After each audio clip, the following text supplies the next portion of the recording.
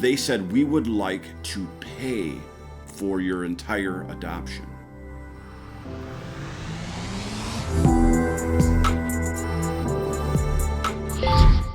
We are super excited to introduce you to our 300 Sons for City Soleil campaign. As you can see, we have these blank canvases here, and the beautiful thing that's gonna happen is we're gonna take these suns and we are actually literally gonna build a piece of art that is a sunrise that represents all of you coming together for the kiddos that we adore in City Soleil. So it's $25 a month commitment, and every single one of them comes together and makes a huge impact. We cannot wait to see who joins the Upstream family. So obviously, you know this, but maybe not everybody else knows this, that I have, since I was very, very, very small, been naturally drawn to people that have Down syndrome. I've had a lot of people in my life that have had Down syndrome, friends, siblings, friends, uncles, and aunties. And when I was in elementary school, middle school, high school, I would always gravitate towards people that had special needs, specifically Down syndrome. I do know this about you. Yeah, and I would go and like hang out in the special education room, and it just was something that was very near and dear to me. And so then when I actually graduated high school, I started working at a place where I was a job coach for people that had special needs, and I specifically worked a lot with people, adults with Down syndrome, as their job coach, kind of help them through their jobs, encourage them, whatever. And so it was just something like always part of me, right? That was actually I was doing that when we met. When we first got together. Yep, I was doing that. And so anyways, I think I just always assumed that I would have a child with Down syndrome. And obviously, we had 6 kiddos biologically, and it just never happened. And we knew with Oxton and really with all of my pregnancies, but specifically with his, that would be the last one, just because of, wanting to stay alive for all the... all of the raising of said children. Whole other story for another day, but Ox was our last biological child that our doctor said we should have. Probably should stop now. And so, I just, for, I would say probably a couple of years, adoption was on my heart, and maybe not necessarily yours. And so I had found Reese's Rainbow. It's an organization. They're kind of like basically a granting organization for kiddos with special needs. And so I would kind of look at their website and just see like what are the requirements for different countries and their programs, and just learning about different kiddos that were needing homes. And I always kind of had thought that it would be a boy. I don't know why. I think I've always felt, even after Ox, that our family wasn't complete, that there was still a boy to be added. So when I was looking at these websites, I was looking at boys, thinking that, the addition to our family would be a boy. Let me pause you there for a second. So we're talking about adoption. We're talking about our adoption story. You kind of just set the premise of how and why we went after the children that we went after, or as you were looking and your heart opened towards it. And as for me, you and I had always discussed it. I certainly knew that the will of the Father was for adoption. It wasn't that I wasn't thinking about adoption. I just was never thinking about it the way that necessarily you were. My heart was... It wasn't like you were constantly... thinking about it I was. No, and even though I had known, obviously, your heart towards children with Down syndrome and kind of that world, I kind of was getting led into a little bit of your heart where that was kind of a not a missing part, like God wasn't completing your life, but it was something that it was definitely a missing piece. You wanted and looked for. So there we were, and what year would that be? 2010-ish is when we had Ox. I would say around then already. I'd have to look back, like way back at messages to people, because I was talking with lots of people, different mamas, just kind of learning about the adoption community, learning about the Down syndrome community, learning about the Down syndrome adoption community, and really just looking. And I was wise enough for a certain season to not talk to you so much about it. And then obviously, I would say it was probably about 2012, 11 or 12, that I really started kind of harassing you about it. Like, hey, look at the profile of this kid, and look at the profile of this little one. And looking back at that season, I can't really remember how much time it was. I certainly knew that you were up to that. I knew what was going on. And I remember my heart wasn't closed to it. It's just like I said, it was hard for me. You and I both approached children as we'd have as many as we could, right? Like big family was not scary to us. Yeah, not off the table. When we knew that Ox would be more than likely our last biological child, there was kind of a sadness. Totally. And, I feel like there still is. You know? Sure. Yeah. When God says that kids are our greatest blessing this side of heaven, I've tested that and find that to be true as far as our life goes. So anyways, yeah, okay. So you're kind of going through the Rolodex. And I say this, it sounds funny. This is just my manly version of it. That was what was you're like, how do you just look for a kid? That's what was really intimidating about the adoption process is once your mind is like, okay, I'm willing to adopt, the world is huge. Yeah, and every program is different. Millions of adoptable children out there. Mm-hmm. So for me, for those that don't know me, that's overwhelming to me. But you're just kind of like, you're doing like this really soft kind of research type stuff. Like and like you said, there's millions and millions of children waiting for families all around the world, including in the U.S. And so for me, it was never off the table where it would be. I think in my mind, I was looking at like Eastern Europe at the time and Haiti because we were already serving in Haiti at that time. And so I would look at the different programs in those places. And like I said, specifically boys. And I think for me, I brought it up to you enough that I realized like the timing wasn't right for you. And so I just kind of let it go and just spent time praying about it and just saying like, Lord, like, you know my heart, you know Joe's heart, you know your own heart, like for adoption and for putting children in families. And I'll just let this go and I'll let you do your thing. Which is where my part comes in. Because if I'm going to be completely honest with you, I'm joined with my wife in prayer over this, but really non-specific. Just, like, okay, God, we're kind of walking through this. And, Facebook, had been around for a while, but not so long that you were used to it, like spying on your life. Yeah. This was before it like said like you got an ad for everything you talked about. Like, what was it yesterday? Kalista was talking about like fluffy corgi bottoms or something. Yeah. And then all of a sudden it like showed up. This was before that. So this was 2013. Yeah, this was before that day and age. So it was early March. I was just sitting in my office. I had a very normal routine, come into my office, pray, usually do a Devo or whatever. I was pastoring a church at the time and had checked my Facebook, and there was, I don't remember if it was in a scroll or if it was right there, but I remember looking at this image, which happened to be Worthy's image, and I remember being very drawn to it and telling myself, like, don't really go any further. So anyways, I found myself moments later in tears weeping because I just read this little girl's bio. And that's kind of how I work. Once something is in front of me, like I don't get overwhelmed by all the things that are going on in the world because I just know I can't do anything about it. But once it's in front of you, I always have to ask myself the question, why and what? Mm-hmm. Why is this in front of me and what do you want me to do about it, Lord? And it was very obvious to me in that moment, seconds after reading this bio, that she would be our daughter. That didn't mean I was ready to run home and tell you that because weighing the cost, not just physical cost, the cost of adopting this child was very real and sobering to me. And I knew that if I went home and shared with you that now I was on board and I had means we're having a child. I knew that it wouldn't take any time for Sammy to do the mountainous amounts of work to make this happen.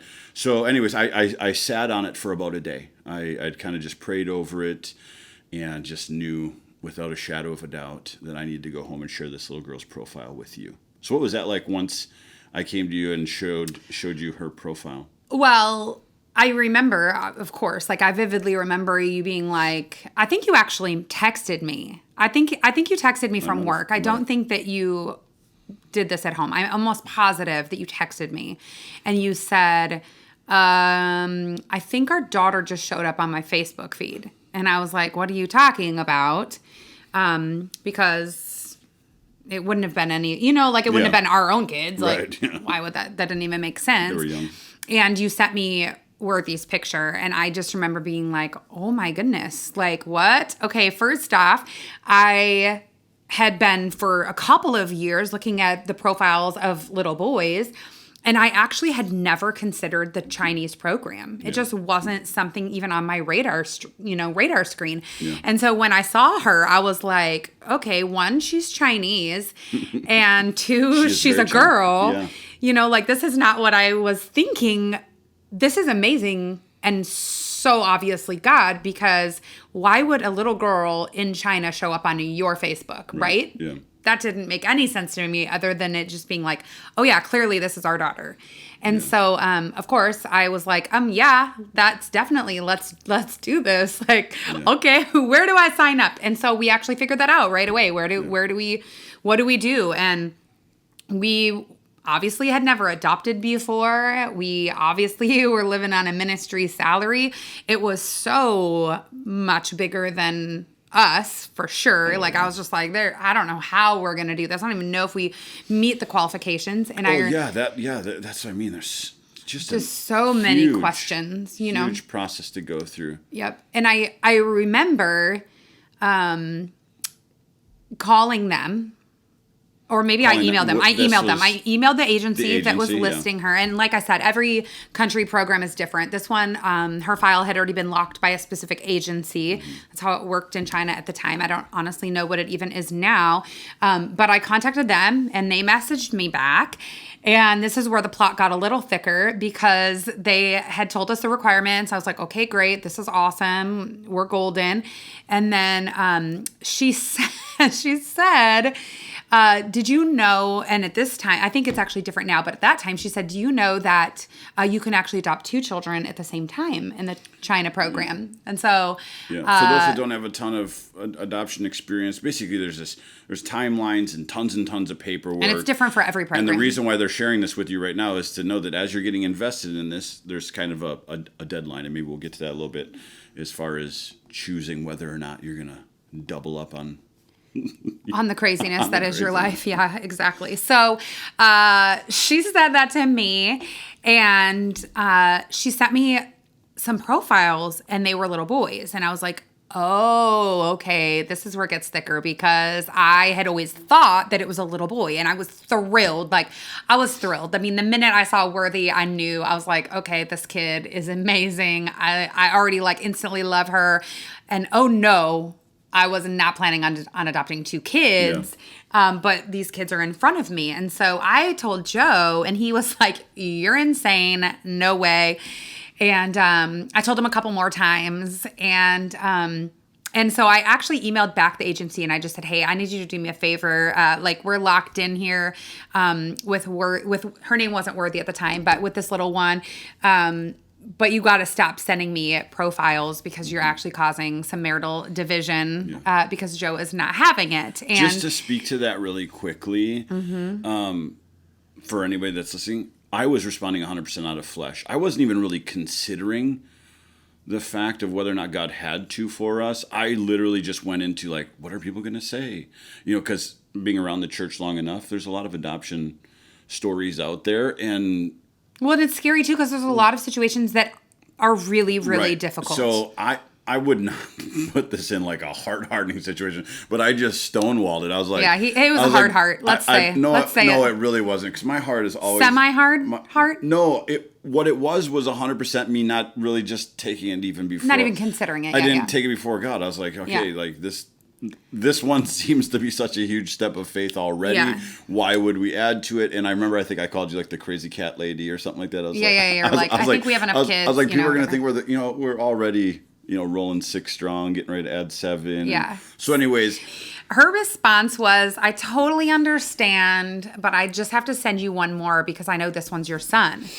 And I was like, as soon as I saw gospel, I was like, yes, he is our son. Mm-hmm. And so I told Joe, I said, well, she said she wouldn't send me anymore, but this is our son. And I said, and he is. I know he is. So here he is.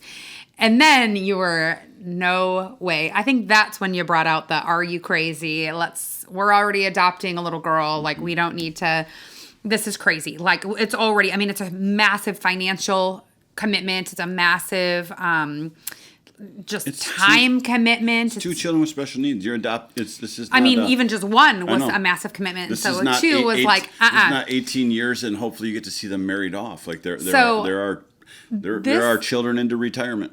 Exactly. And well, so this is, I feel like, where it can kind of speak to even just the power of prayer, is that so this was in March. So we had already committed to Worthy. This was probably the end of March, maybe the beginning of April. And Joe was like very adamantly no. And, I'm not the type of person usually, like if I feel really, really strongly about something, like I'll make it known. And we have the type of relationship where like we make decisions together. It's not like Joe's like the iron fist and like we just don't do it like that. I know you well enough. I'm not that type of girl. Like I'm a little too sassy to be told what to do all the time. Yeah. But there parts is a time in that and a place. Yeah. There's parts in that moment where I know you well enough where I'm also just trying to see like how sure is she? Like I'm not trying to say I was that smart at that moment where I was like trying to be like, but there's a part where if it's meant to be, it's going to be. So and I don't even know honestly back then if you were even thinking that far ahead of it. I think you were probably thinking, no way, you're crazy. Like we had a very busy, very full life. We had a lot of little ones still at home. We were running a youth group. I mean, our life was crazy, and so I felt like in that moment, and I think sometimes like we'll touch on this a very small smidge, but I feel like sometimes in the church you hear this like women must submit, and people really like abuse that and take it like far, far away from what I feel like is balanced and what our life has been. So for me, like I said, if I feel really strongly about something and I bring it to you, like you're going to listen, we're going to talk and we're going to pray through things. And it's not like I have no voice when it comes to making decisions in our family, but this specific time, I really felt like I was supposed to let it go and just pray about it. Sure. And so this was at the beginning of April. And I just said, okay, Lord, like, my heart, that I feel like this is our son, but you need to work in his heart. Like, I want to be on the same page. Like, nothing is worth us having, division in our home or stress in our home or whatever. And so I just let it go and just kept praying about it. And then I would say, fast forward to August.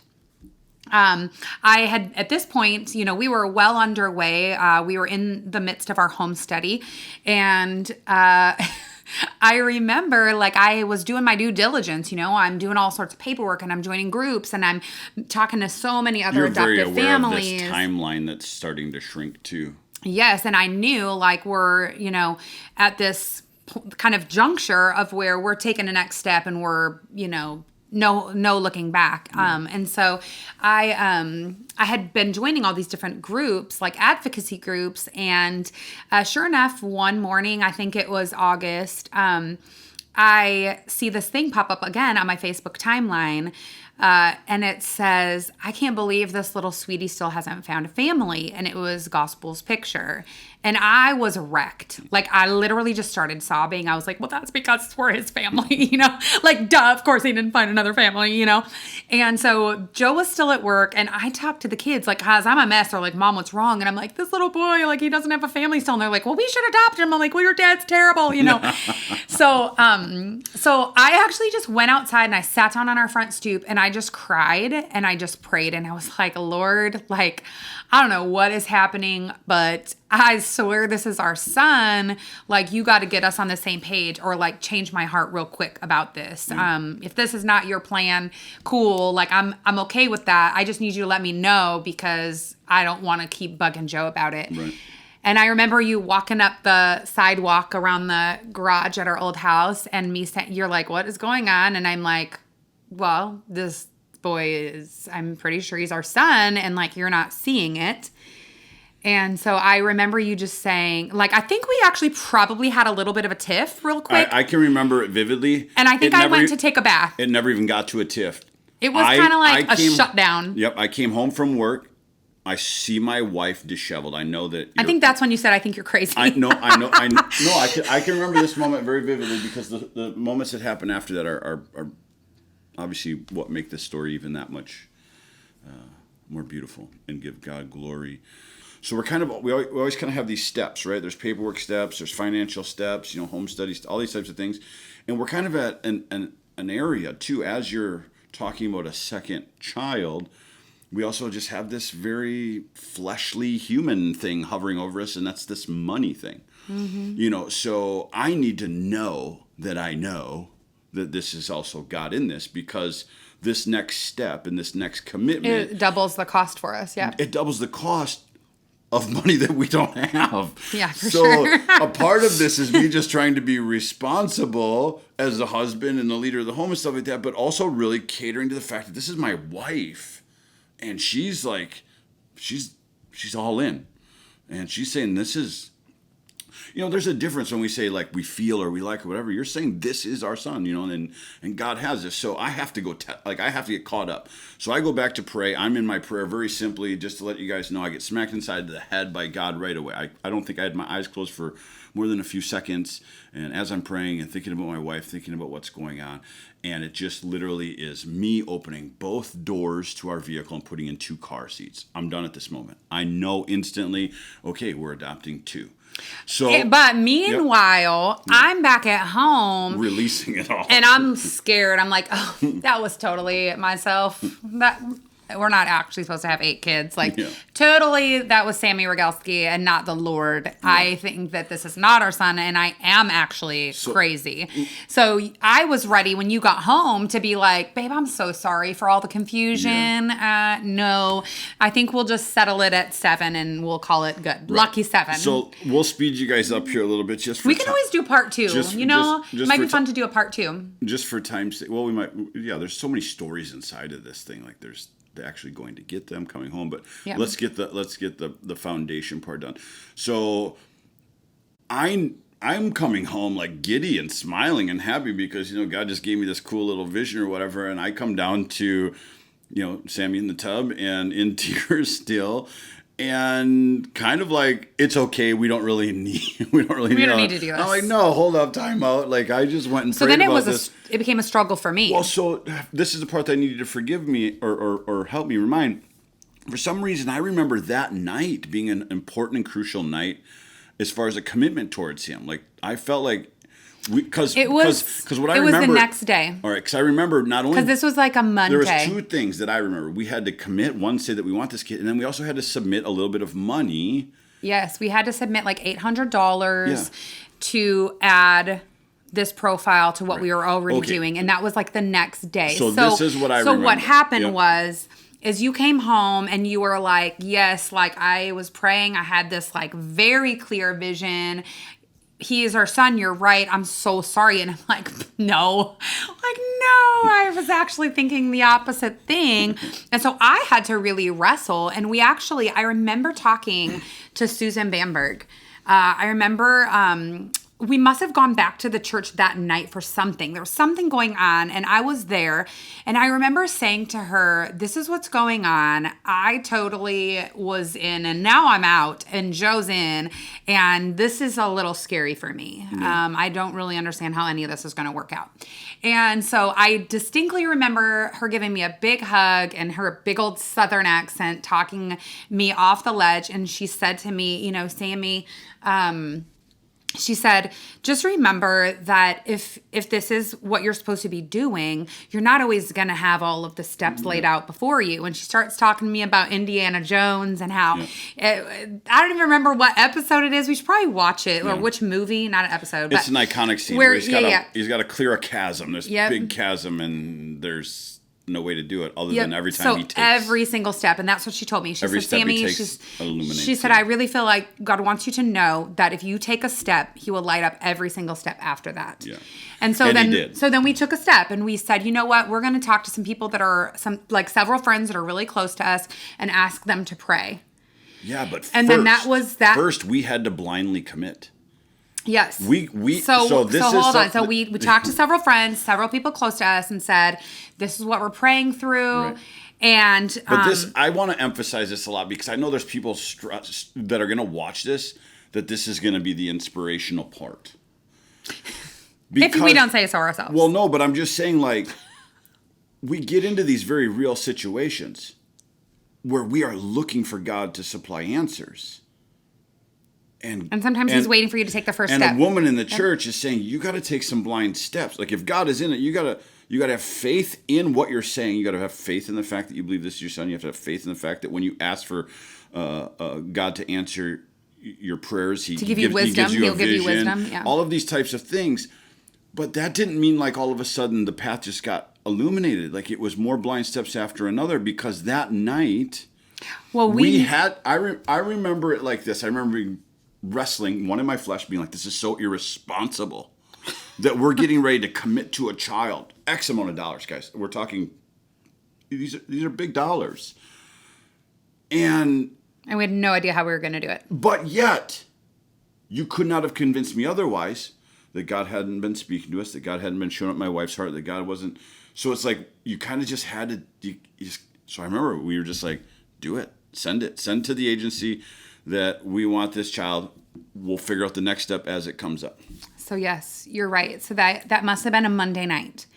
And before we heard back from our friends, because we had said, just be praying for us. We're trying to make this decision. It's a big decision. And we went for it that night. We said, you know what, like we'll just take the first step and see what happens. And, I remember the next morning you had a youth thing going on and beach day. Yes, and Lake Neshonoc. I remember you calling me, and I have almost like, I always have had this like nervous thing. Now it's like worse than ever because of how many terrible phone calls I have received. I have this thing, and even at that time, like I have this thing where phone calls make me very nervous. So this is for all of you to know. If it's not an emergency, don't call me, because it literally... Text first, be like, I'm going to call you in a minute. I'm going to call you in a minute and everything is okay. Because I literally, it's like my phone rings and my heart falls in my stomach. Like it could be the energy company calling to let me know. There's reasons behind it. It's just, like like really traumatic phone calls that have happened in my life. And so anyways, so he calls and he's crying and I'm like, like what's going on? Because I know he's on the way to the beach, or he's already at the beach, and he had some of our kids. And I was just like, boats, jet skis. Yeah, I'm like, what's wrong? Like, are you okay? And he's like, yeah, I'm okay. And he's like, you're never going to believe this. And I'm like, what? Like, why are you calling me freaking out? Because seriously, that kind of stuff literally makes me nuts. So it's probably 10, 11 o'clock. You have to be very careful here. I'd say 10 a.m. Tuesday morning. I'm going through the motions, still dizzied by what happened the night before and the ridiculousness in mine and my wife's faith of just saying, yeah, we'll take that kid. And my phone rings. And on the other line is somebody else that's kind of equally hysterical, but joyfully hysterical. And don't give any clues as to how we know anybody. Because this is an anonymous phone call. Yeah. We get an anonymous phone call. Anonymous phone call, joyfully excited. This joyfully excited person says, myself. I wouldn't even share any of those details. Just an anonymous call. The two of us are on the phone, and we just wanted to share with you. So they start to share a story. This story is kind of a prophetic word that was spoken over them. Personal story. And I'm kind of hanging on like, okay, so what does this have to do? Long story short. And there's a lot of details in there, but we want to protect people's privacy. They said, we would like to pay for your entire adoption. To which I paused and said, there's a small problem. We decided last night we're adopting 2. They said, oh, no problem. No worries. None whatsoever. And I said, well, can we make some clarifications while I have you on the phone? Like, there's kind of like adoption dollars. And then there's all these it's expensive. Secondary issues, right? Very, very expensive. Flights, visas, a lot of other things. Like, no. Everything. Seriously. Yeah. We feel from God, this is what we are supposed to do. So that was the phone call that I was making to my wife. Yeah, a very illuminated, a very blind. Now, like I said, this is. I do want to sow some caution to this because I never ever want to caution. That's not going to happen all the time. Yeah, I never want to caution somebody into taking, like these really. What would you just? There is foolish faith, right? Like. Well, there's not foolish faith. There's foolish choices. Sure, but I don't know that faith can be. What I mean by that is like I can't literally stand on the edge of a pool and say my faith can get me to walk across this pool. I can't throw myself down from a building and trust that if it's not God's will for me to die, that I won't hit the pavement and die. There's going to be confirmations, right? Like a lot of times when it comes to adoption, we ask the question, is it God's will? Well, we know and can affirm that it's God's will for adoption. It may or may not be for you. That's where you have to know, is this something that God has for us? And you have to be unified in it. I think for us, being unified is... When we are at this point of the story, Sammy and I have so many confirmations, little baby tiny confirmations, to really truly know that God is in this for us, and that a part of a faith journey He's going to take us through is to show us that as there's confirmation there and we take that step, that the step will be there for us. We had I cannot emphasize this enough. When we said yes that night before, we had zilch intentions or ideas that someone was just going to do. Yeah, we had no idea. I think the thing for me, almost it is miraculous. It's explainable, so I can't title it truly miraculous, but miraculous in the sense in our lives, yeah, of completely unseen. And I think too, I would never want anyone to hear the story and feel discouraged that that's not their story, it right? It very well can be. But what I was going to say is, God knows exactly what each of us needs to journey through to grow us how He wants to grow us, right? That's exactly what I'm trying to say. For somebody else, part of their faith journey and part of their growing in faith can very well be them having to bust their butts. Well, that's and work really hard and fundraise and work extra hours and that could be part of their journey. Whereas our journey, God knew. We were in a season where He knew we need to be stretched in faith because our life would have more faith challenges in the future. Exactly. We at that point already knew. Now, I'm not saying like we co-labor with God in the sense that like we get entitlement, but Sammy and I had been a part of fundraising for a long time at this point. We knew what it takes to get X amount of dollars, and that was the conversation we had earlier. It was very normal for people to create beautiful T-shirts and to do fundraising. Yeah, which we love. I always love buying an adoption shirt. Sammy and I didn't need our faith. That just gave me a really Sammy and I didn't need our faith stretched in that arena because God had already shown Himself faithful so many times on that before. This was truly one of those things that it's laid a pillar in both her and I's life, our life, that as other challenges and big things that we know have been, called out by God or God's will or whatever. Yeah, like God knew that we would need to go. We would need to look back at moments like that and other things that have happened in our lives to remind us. Yeah, like, somebody else, their process is going to look different because God's plans for everybody are different. They're unique. I think that's personally beautiful. I mean, there's things that we've had to raise far more money than we would have had to raise for the adoption for other things. And so it's like, to me, it's almost like God was like, here, like this is one thing that you don't have to stress out about, because we had other things that we were, doing. And so I just want to encourage people. Just that God story that for us. Exactly. And so I just don't want anyone to be discouraged, like, why doesn't that happen for me? Or, oh, wow, so cool for them. Trust me, we've had plenty of things that haven't worked that way. Yeah. we sure have. So anyway, I mean, and really from there, it just was paperwork after paperwork after paperwork. And we ended up July of the following year is when the kiddos got to come home. And I feel like that's probably a whole nother story for a whole nother day. Let's wrap up. Yeah, let's wrap up from there because we just shared all of that in excitement. And there's also a sermon out there called Who's in Your Boat? Yeah, because I remember the nerves of before going and, all that confirmation, still fear set in. And so many different things that happened too, like while we were in China and just all these different things. And then really, I would say one of the things, obviously gospel and worthy being added to our family is beautiful enough. It doesn't need to be anything more than that.